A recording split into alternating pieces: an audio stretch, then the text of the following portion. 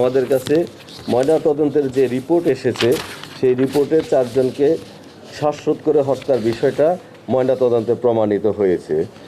আর যে 2 জন নারী ভিকটিম আছেন আগামী চক্রবর্তী এবং প্রীতিলতা চক্রবর্তী, আমি ওনাদের প্রতি সম্মান রেখে, মৃতদের প্রতি সম্মান রেখে বলছি যে ওনাদের ভেজাইনাল সোয়াব নেওয়া হয়েছিল, কোনো ধর্ষণের আলামত পাওয়া যায় নাই।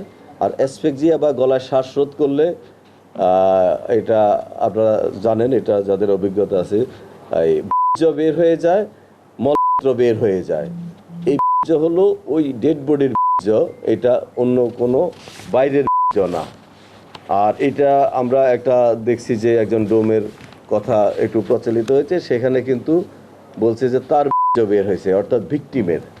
এটা হলো গলায় ফাঁস লাগলে এবং চোখগুলো একটু ওই বের হয়ে আসে, এটা হলো গলায় ফাঁস লাগলে এই জিনিসগুলো হয়। আর পোস্টমর্টমের রিপোর্টে এগুলো ক্লিয়ার হয়ে গিয়েছিল।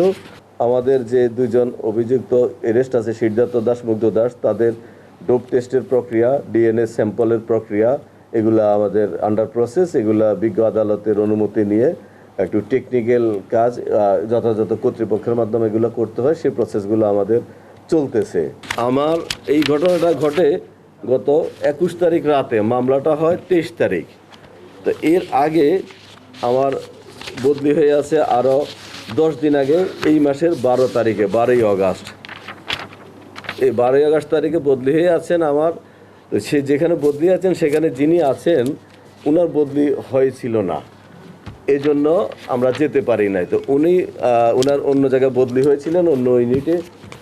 উনি আমার সিনিয়র, উনি চলে গেলে আমি সেখানে আমার দায়িত্ব নিব ইনশাল্লাহ। এটা হলো একটা বদলি, পদায়ন, এগুলো হলো একটা চলমান প্রক্রিয়া, স্বাভাবিক প্রক্রিয়া। এটার সাথে এই মামলার সম্পর্ক নেই, কারণ বদলিটা এই মামলার 10 দিন আগে হয়েছে। এই রাতে তারা 2 জনে 8টা ইয়াবা সেবন করে, এটা সিদ্ধার্থের জবানবন্দিতে। জীবনে কখনো তারা এত বেশি ইয়াবা সেবন করে নাই, সর্বোচ্চ 2টা ইয়াবা একসাথে সেবন করেছিল। সকালে গণপতি স্যার ছাদে হাঁটতে এসে তাদের দেখে ফেলে ধমক দেয় এবং জোরে জোরে বলে, তোরা এত সকালে এখানে কি করিস? তখন তাদের মাথা কাজ করছিল না, তারা মান সম্মানের ভয়ে গলায় গামছা পেঁচিয়ে মুগ্ধ দাস এবং সিদ্ধার্থ দাস গামছা দিয়ে টান মেরে ফেলে। এই যে এটা আমরা পরবর্তীতে আমরা মেডিকেল থেকে যে রিপোর্ট পেয়েছি, সেটা ময়নাতদন্তের রিপোর্টে সেখানেও চলে আসছে যে এটা অ্যাসফেক্সিয়া বা শ্বাসরোধ কারণে হত্যা, অর্থাৎ এই বক্তব্যের সাথে মেডিকেলের যে রিপোর্ট সেটা মিলে গিয়েছে। তখন স্যারের দেহ টিন দিয়ে ঢেকে রেখে পালিয়ে যাওয়ার সময় সম্ভবত স্যারের স্ত্রী এবং মেয়ে শব্দ শুনে ছাদে চলে আসে। তাদের দেখে চিল্লাতে লাগলে মুগ্ধের হাতে স্যারের গামছা ছিল, সেই গামছা দিয়ে স্যারের স্ত্রীর গলা চিপে ধরে, আর সিদ্ধার্থ দাস স্যারের মেয়ের গলা চিপে ধরে।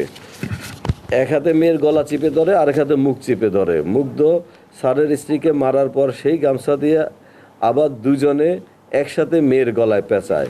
তাতে মেয়ে না মরলে পাশে কবুতরের খাবার রাখার বাক্স থেকে রশি নিয়ে এসে মেয়েটার গলা পেঁচিয়ে 2 দিক থেকে টান দেয়। ছাদে একটা পুরাতন প্লাস পায়, বাড়িতে কোনো সিসি ক্যামেরা আছে কিনা সেই ভয়ে তারা ওই প্লাস নিয়ে নিচতলা গিয়ে বিদ্যুতের তার কেটে দেয়, যেন সিসিটিভি থাকলে সেটা ডিসকানেক্ট হয়। তখন মুগ্ধ ছাদের উপরে ছিল। আবার সিদ্ধার্থ আবার ছাদে গিয়ে মুগ্ধ সহ 2 জনে মা মেয়ের লাশ ছাদের গেটের ভিতরে সিঁড়ির দিকে রাখে, দেবুদের ছাদ হয়ে থেকে যেন দেখা না যায়। এখানে দেবুদের ছাদ যদিও মাত্র 2 ফিট দূরে, তাদের সাথে ওই ঘনিষ্ঠতা ছিল না বা যাওয়া আসা ছিল না। তারপর 2 জনে স্যারের রুমে ঢুকার পর দেখে বাচ্চাটা ঘুম থেকে উঠছে। বাচ্চাটা সিদ্ধার্থকে দেখে বলে, সিদ্ধার্থ দাদা তুমি এখানে কেন? সেই রুমের পাশেই দেবুদের বাসা ছিল। দেবুদের বাসার কেউ শব্দ শুনে টের পেয়ে যায় কিনা এই ভয়ে বাচ্চাটাকে তারা কাপড় দিয়ে গলা পেঁচিয়ে মেরে ফেলে।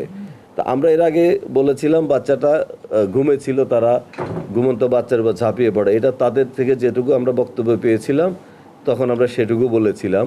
তো এখানে কোর্টে গিয়ে তারা বলেছে, বিজ্ঞ আদালতে তারা স্বীকারোক্তি দিয়েছে, বাচ্চাটা ঘুম থেকে উঠে সিদ্ধার্থকে বলেছে, সিদ্ধার্থর নাম ধরে বলেছে যে সিদ্ধার্থ দা তুমি এখানে কেন? এরপরে তারা অনেক ক্লান্ত হয়ে যায়, ক্লান্ত হয়ে গোসল করে, গোসল করার পরে আরও একটা ইয়াবা ছিল সেখানে, এটা সেবন করে। মুগ্ধের মাথায় বুদ্ধি আসে, যেহেতু মেরে ফেলছে সেহেতু চুরি বা ডাকাতি হিসাবে মানুষ মনে করে এমন কিছু করে। তখন তারা ড্রয়ার খুলে সব এলোমেলো করতেছিল, মুগ্ধ অলংকার এনে দিচ্ছিল, আর মুগ্ধ অলংকার এনে দিচ্ছিল সিদ্ধার্থ সেই অলংকারগুলো প্লাস্টিকের বাক্সে এবং কাপড়ের প্যাকেটে ঢুকাচ্ছিল।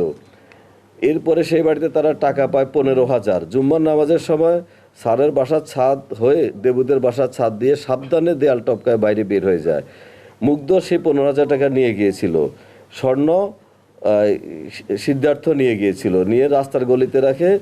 পরে কাউকে বুঝতে না দিয়ে পূর্ণিমা কাকির বাসার পেছনে মাটিতে পুঁতে রাখে। বিজয় কাকা, পূর্ণিমা কাকি তারা এসব বিষয়ে কিছু জানতো না। বাসায় গিয়ে আবার গোসল করে মুগ্ধের কাছে আবার যায়, গিয়ে 3,500 টাকা নেয়। এই 3,500 টাকা দিয়ে পরবর্তীতে যে মোবাইলটা বন্ধ ছিল সেটা উদ্ধার করে।